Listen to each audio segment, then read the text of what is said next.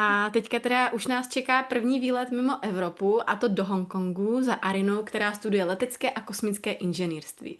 V jejím světě je ale taky místo pro vědu, pohyb, zdraví a objevování. Ráda sportuje, zajímá se o výživu, ty brďo. A jazyky. Fascinuje jí poznávání nových kultur, prostě má toho moc a všechno to zvládá. S touto otevřenou myslí a zápalem přistupuje i k výuce s důrazem na propojení vědomostí s reálným světem. A Arina nám představí, jak sport a výživa ovlivňují učení a celkovou pohodu studentů. Okay, so now it's time to move away from Europe to Hong Kong, where Arina is studying cosmic and aero engineering in Hong Kong. And in her world, there is space not only for education, but also for movement, health, and discovery. So she loves sport, she's interested in nutrition, nature, and languages, and she is fascinated by discovering new cultures. So with an open mind, and she approaches learning with especially an emphasis on connecting knowledge with the real world. So Arina will introduce us to how sport and nutrition can affect learning and the overall well-being of students. Hi everyone, and thank you so much, Simona and Lucy, for such a sweet introduction. First of all, I would like to welcome everyone to the first Open Computer Day of douceni-jinak, whether you're watching us online or later the video recording.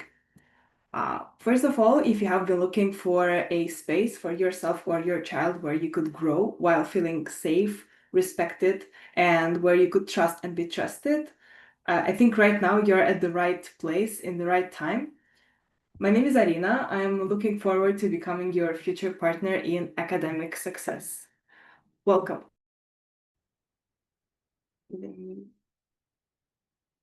Yeah. So before I give some more background about my studies and myself, I would say that firstly, I'm a curious mind who loves questioning, exploring, and working with people who are on a self-discovery journey. I first moved abroad by myself when I was 17 for an IB diploma program in Georgia, where I studied for 2 years. And later I continued my studies in aerospace engineering and artificial intelligence in Hong Kong, where I currently study.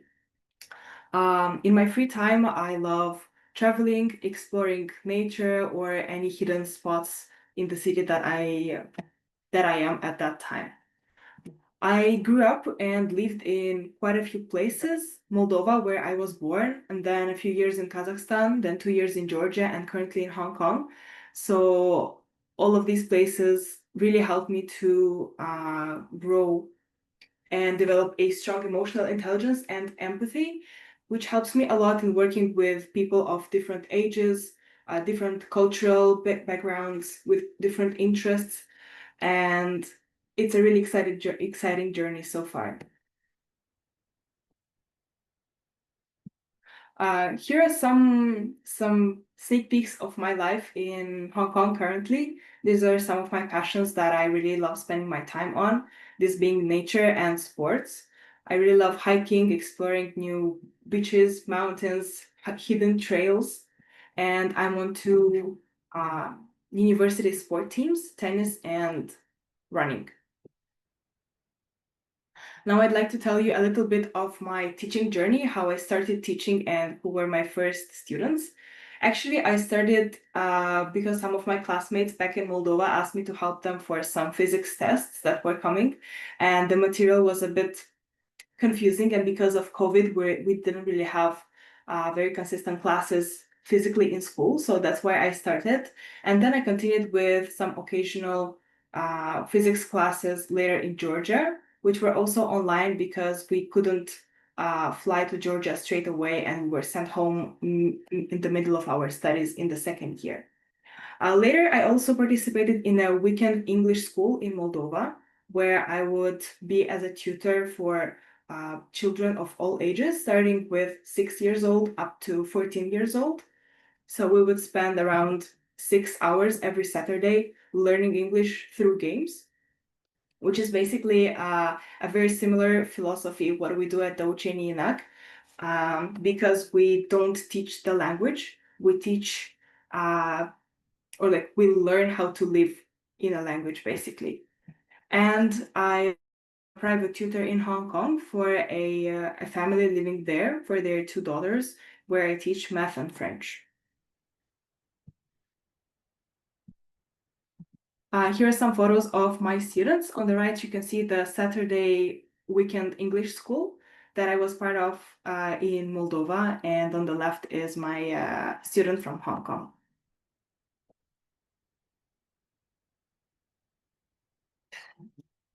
Right now, I mainly focus on 3 areas, which are languages and cultures, nutrition, and sports. And as I mentioned, I try to explore these areas with my students through English. So we don't specifically focus on grammar, but rather we try to discuss different topics and catch the language as it comes. Apart from that, I teach mathematics, French, physics, English, and Russian as part of the IB diploma program or outside of it, depending on the student's school curriculum. Now I'd like to show you a template of how would a lesson with me look like.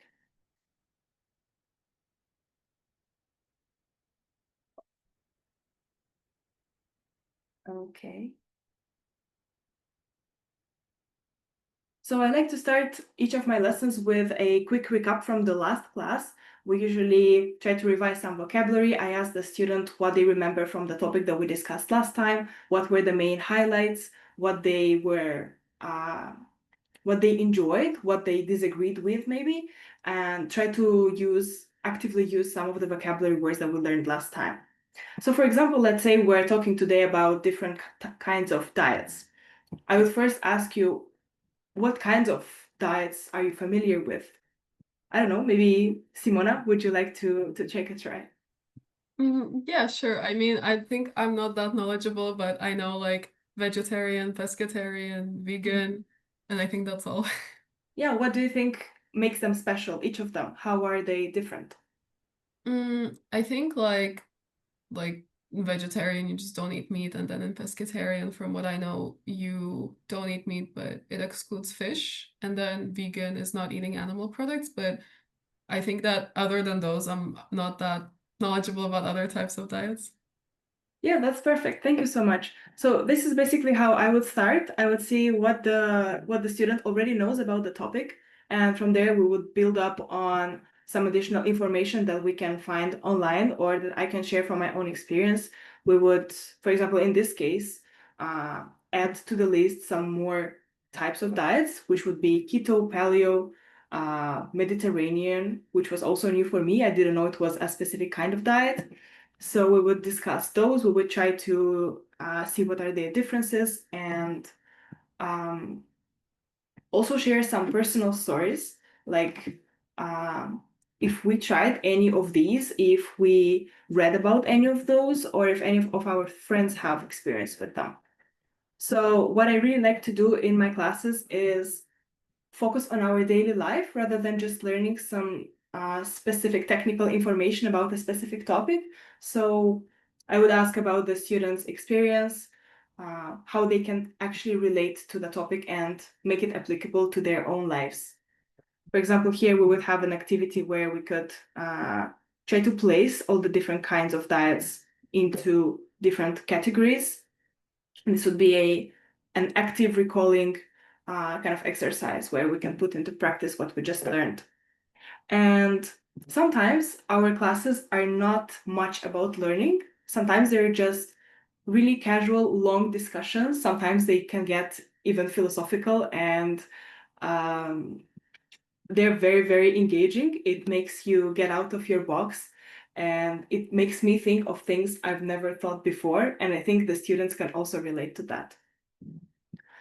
For example, I would have some questions like, which diets do you think suit you best? Or which ones have you tried?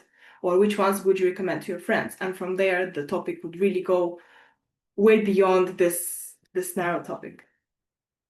Another technique that I would use in my classes would be watching some videos, some short videos up to 5 or 7 minutes, where we would discuss some topics if we agree or disagree with them, because sometimes they're biased.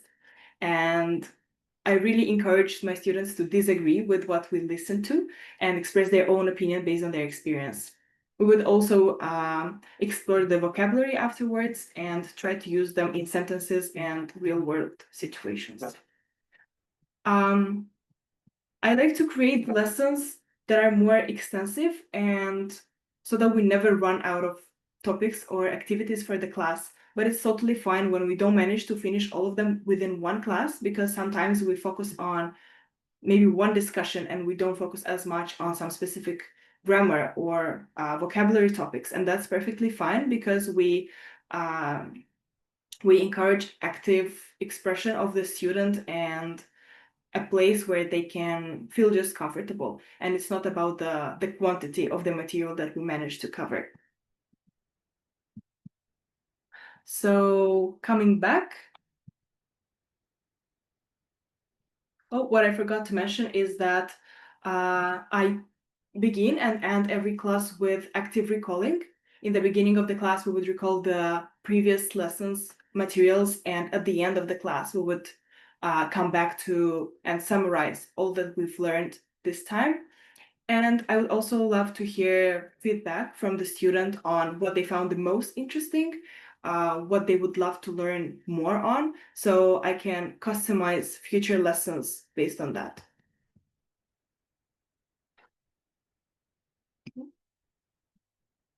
Maybe you already managed to see some of these parts on the YouTube shorts from the douceni-jinak YouTube, or maybe from the website. So here's how you can connect with me in the future to stay connected and discover more about nutrition, sports, languages, or whatever you're interested in.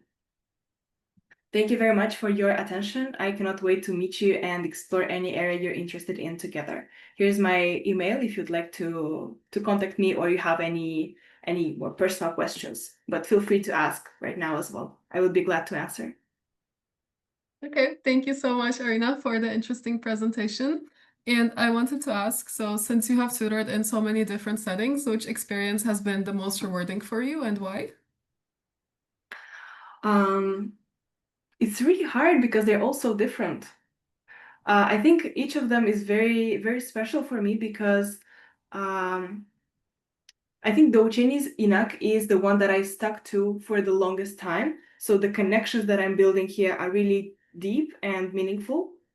So that's what I really value here, because it's not a short-term course or like a 2-month preparation for something. It's a very long process of building a strong connection, of getting to know the other person, getting to know the student and the academic partner. So it's a two-way trip for both persons.